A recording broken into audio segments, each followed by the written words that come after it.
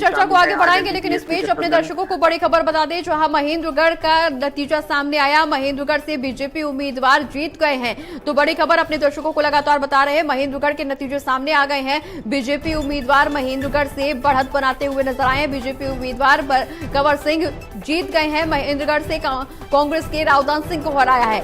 बड़ा चेहरा रावदान सिंह और शिकस्त हालांकि खाते हुए महेंद्रगढ़ से बीजेपी के उम्मीदवार को जीत मिली है। कांग्रेस के रावदान सिंह को हराया है। महेंद्रगढ़ से बीजेपी उम्मीदवार कंवर सिंह जीते हैं और कांग्रेस के रावदान सिंह को उन्होंने हराया है। तो एक बार महेंद्रगढ़ सीट का नजर डाल लें, वहां से बीजेपी को जीत हासिल हुई है। कांग्रेस को यहां से भी हार का सामना करना पड़ा। नतीजे जो सामने आ रहे हैं उसके हिसाब से बीजेपी पूर्ण बहुमत की सरकार बनाती हुई नजर आ रही है। ज्यादा चर्चा महेंद्रगढ़ सीट पर करने के लिए हमारे साथ ललित नारायण कांडपाल हमारे सहयोगी जुड़े हुए हैं। ललित जी, नतीजे बिल्कुल एग्जिट पोल के उलट सामने आए हैं। महेंद्रगढ़ की बात करें तो यहां से कांग्रेस के रावदान सिंह को हरा दिया गया है। महेंद्रगढ़ के बीजेपी उम्मीदवार कंवर सिंह जीत हासिल करते हुए नजर आए हैं।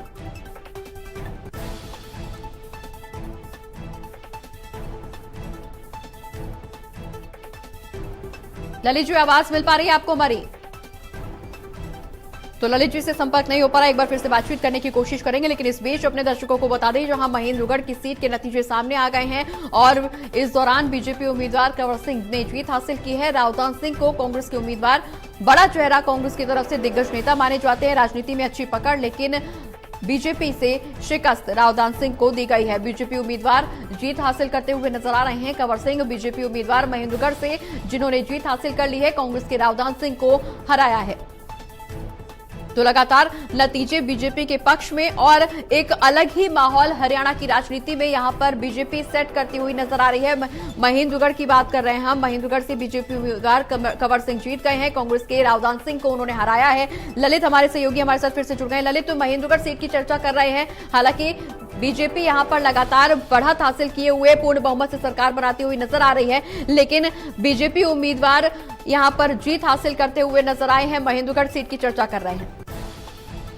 बिल्कुल आपने सही कहा प्रगति कि महेंद्रगढ़ सीट में इस बार भारतीय जनता पार्टी ने एक नया उम्मीदवार उतारा था और उस नए उम्मीदवार ने जो है पार्टी के विश्वास पर पूरी तरह से खरा उतरे हैं और नतीजा ये हुआ है कि अब वो जीत भी गए हैं।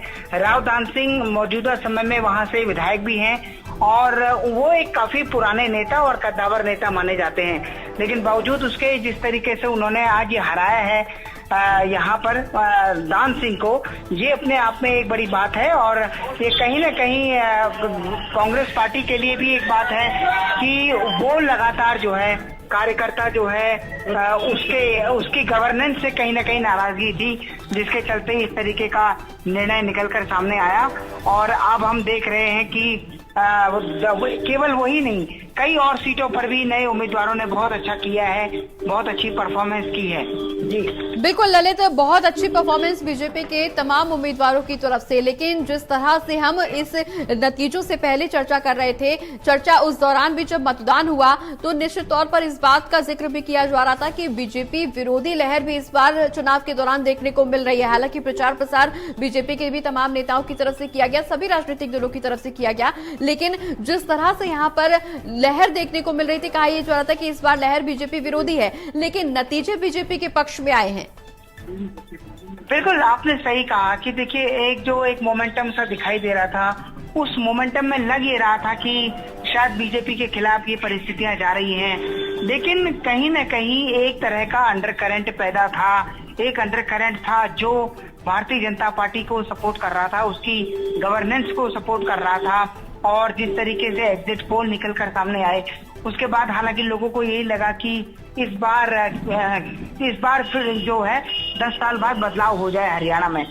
प्रगति हमको एक बात और भी देखनी पड़ेगी कि अगर पिछली साल अगर बीजेपी के रेपुटेशन को छोड़ दें तो उससे पहले हरियाणा में एक के बाद एक सरकारें बदलती ही रही है, जैसा कि सामान्य तौर पर हमने उत्तराखंड जैसे राज्यों में देखने को मिला है। लेकिन इस बार उत्तराखंड में भी एक तरह से अगर कहा जाए तो बीजेपी वापस लौट कर आ गई और उसके बाद अब हरियाणा में तो एक तरह से तीसरी बार सरकार बनाने जा रही है। तो लेकिन कुल मिलाकर जिस तरीके से आज कांग्रेस को सेटबैक लगा है, ये निश्चित तौर पर अगर कहा जाए तो भारतीय जनता पार्टी के लिए अब एक बहुत अच्छा वो है कि उसकी गवर्नेंस की जीत हुई है। 10 साल से जो वो हरियाणा के लोगों के लिए कर रही है, उस पर हरियाणा के लोगों ने मोहर लगाई है और साथ ही नायब सिंह सैनी पर भी मोहर लग गई है। अगर मैं कहूँ प्रगति, अगर ये एक राजनीतिक बात मैं आपसे कहना चाहता हूँ कि आज अगर देखा जाए तो नायब सिंह सैनी के मुख्यमंत्री पद पर जनता की मोहर लग गई है एक तरह से। आज तक तो उनको क्योंकि रिप्लेस किया गया था, तो अब लेकिन जनता की मोहर लग और अब वो एक तरह से आज करके बीजेपी ने कोई फैसला नहीं लिया है। बातें ये भी उठ रही थी कि मनोहर लाल को एज यहाँ पर में बदलाव किया गया और इस बदलाव का फायदा बीजेपी को। हरियाणा की जनता नहीं कि आपने जो फैसला लिया है, भारतीय जनता पार्टी की गवर्नेंस जो फैसला लिया है वो बिल्कुल सही फैसला लिया है। और अब नायब सिंह सैनी के नेतृत्व में, क्योंकि भारतीय जनता पार्टी पहले ही साफ कर चुकी है कि नायब सिंह सैनी के नेतृत्व में चुनाव लड़ा जा रहा है और निश्चित तौर पर अब मुझे लगता है कि मुख्यमंत्री को लेकर किसी तरह की कोई वहां नहीं होनी चाहिए। और लेकिन इस बार हमने देखा कि जिस तरीके से पूरा घटनाक्रम हुआ, चुनाव के बाद विद्रोह हुआ पार्टी में, काफी सारे कार्यकर्ता निकाले गए, चुनाव के दौरान भी कई लोगों के निष्कासन की खबरें निकलकर सामने आई, पत्र सामने आए। उस सारी परिस्थितियों के बीच अब ये है कि भारतीय जनता पार्टी अपनी स्ट्रेटेजी की बदौलत चुनाव जीतने में कामयाब हो गई है और भारतीय जनता पार्टी एक बड़ी मेजॉरिटी के साथ। बिल्कुल ललित जी, लोकसभा चुनाव के नतीजों पर नजर डालें तो उस दौरान भी स्थिति ये बनी हुई थी कि बीजेपी को हराने के लिए तमाम विपक्षी दल एकजुट हो गए थे, एक साथ नजर आ रहे थे सिर्फ और सिर्फ बीजेपी को हराने के लिए। लेकिन अब वही स्थिति कहीं न कहीं हरियाणा के विधानसभा चुनाव में भी देखने को मिली। गठबंधन भी हुए, बीजेपी पर दबाव बनाने की कोशिश भी की गई। कहा यह भी गया कि गठबंधन की वजह से शायद वोट प्रभावित हो सकते हैं, वोट बैंक खिसक सकता है। लेकिन जो नतीजे सामने आ रहे हैं वो तमाम कयासों को, तमाम आरोपों को, तमाम मिथों को साइड करते हुए, दरकिनार करते हुए ये बीजेपी की तरफ से जो पूर्ण बहुमत की सरकार बनाई गई है, जो बनने जा रही है, वो इन तमाम दावों को, तमाम मिथों को अब दरकिनार कर रहे हैं, नकार रहे हैं। बिल्कुल आपने सही कहा कि हरियाणा लोकसभा चुनाव के दौरान जिस तरह की परिस्थितियां सामने आई थी, उन परिस्थितियों में भी हमने देखा था कि उसके बाद एक तरह का मोमेंटम सा खड़ा करने की कोशिश की कांग्रेस पार्टी ने। लेकिन हरियाणा की जनता ने एक बात ये क्लियर कर दी कि उस वक्त की बात अलग थी और लोकसभा चुनाव की बात अलग थी और विधानसभा चुनाव की बात अलग है। और जिस तरीके से एक बार फिर से भारतीय जनता पार्टी तकरीबन 50 से ज्यादा सीटें जीतने में कामयाब रही है, वो अपने आप में बता रहा है कि पार्टी के प्रति किसी भी तरह की कोई नाराजगी नहीं है।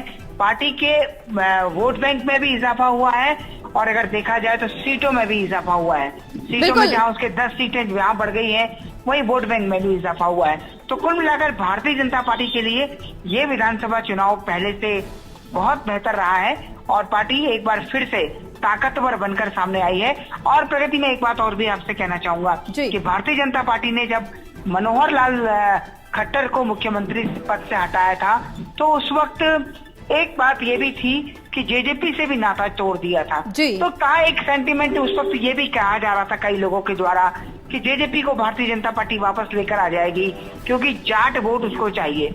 लेकिन भारतीय जनता पार्टी ने 36 बिरादरी का नारा देते हुए जो है अपने साथ पंजाबी और दूसरे समुदाय के लोगों को तो साथ रखा ही, लेकिन जाटों को भी वो काफी हद तक साधने में कामयाब रही और जिस तरीके से कई जाट बहुल सीटों पर भी उसका असर देखने को मिला है। बिल्कुल ललित जी, जाति समीकरण को लेकर के भी बात हो रही थी कि जाति समीकरण कहीं न कहीं बीजेपी के खिलाफ जा सकता है, शायद ये मुद्दा बीजेपी को हार का सामना करवा सकता है। लेकिन न सिर्फ उम्मीदवारों के ऐलान के दौरान और अपनी तमाम सभाओं के दौरान बीजेपी ने एक बार फिर से ये ट्रेंड सेट किया कि सभी जातियों को साधने का काम बीजेपी में होता है। जिस तरीके से उम्मीदवारों का ऐलान किया गया, टिकटों का बंटवारा किया गया, निश्चित तौर पर जो समीकरण बैठाए गए वो अपने आप में बीजेपी के पक्ष में गए। बिल्कुल आपने सही कहा कि देखिए मुझे याद है कि मैंने गृह मंत्री अमित शाह की रैली कवर की थी बादशाहपुर में, जो उन्होंने राव नरबीर सिंह के समर्थन में की थी। उस रैली में उन्होंने एक बात और, हालांकि उन्होंने बातें तो बहुत सारी कही थी, अलग अलग मुद्दों पर कांग्रेस पार्टी से लेकर भारतीय जनता पार्टी का पक्ष रखा था, लेकिन उन्होंने एक बात और कही थी कि इससे पहले जो है वो हमेशा ये रहा करता था कि एक जाति की सरकार क्या आरोप लगा करता था सरकार के ऊपर, लेकिन जब से हमारी सरकार आई तब से 36 बिरादरी का नारा हम लोगों ने दिया है और हम हर जाति के लिए काम कर रहे हैं। तो निश्चित तौर पर ये समझिए कि अगर पहले इस मुद्दे को अभी भी लेकर आना, ये एक तरह से कांग्रेस पार्टी की दुखती नब्ज बन गई थी। क्योंकि पहले ये किसी समय में ताकत हुआ करती थी, लेकिन अब ये दुखती नब्ज बन गई थी, जहां पर कि उस पर ये आरोप लगते थे। इसके जवाब में भी मैंने कई बार भूपेंद्र सिंह हुड्डा को जवाब देते देखा, कई पैनलों पर, कई मंचों पर, जहां पर उन्होंने कहा कि हमारी सरकार ने केवल एक जाति के लिए नहीं बल्कि सारी जातियों के लिए काम किया। वो ये बताते थे कि निश्चित रूप से ललित जी, बिल्कुल निश्चित रूप से ललित जी, हालांकि कांग्रेस की तरफ से तमाम ऐसे बातें यहां सामने रखी गई, तमाम माहौल ऐसे, तमाम मुद्दे ऐसे बनाने की कोशिश की गई, भुनाने की कोशिश की गई कि शायद ये इस बार का जो चुनाव है, हरियाणा विधानसभा चुनाव, वो कांग्रेस के पक्ष में जाए। लहर हालांकि यही समझ में आ रही थी, एग्जिट पोल के नतीजे भी यही समझ में आ रहे थे कि इस बार हरियाणा की जनता बदलाव के मूड में है, लेकिन जो नतीजे सामने आए हैं तमाम कयासों को ढेर करते हुए नजर आए हैं। बीजेपी एक बार फिर से पूर्ण बहुमत की सरकार बनाने जा रही है, इतिहास रचने जा रही है। बहुत बहुत शुक्रिया ललित जी, आप हमारे साथ बने रहिए, हम फिर लौटेंगे आपके पास में।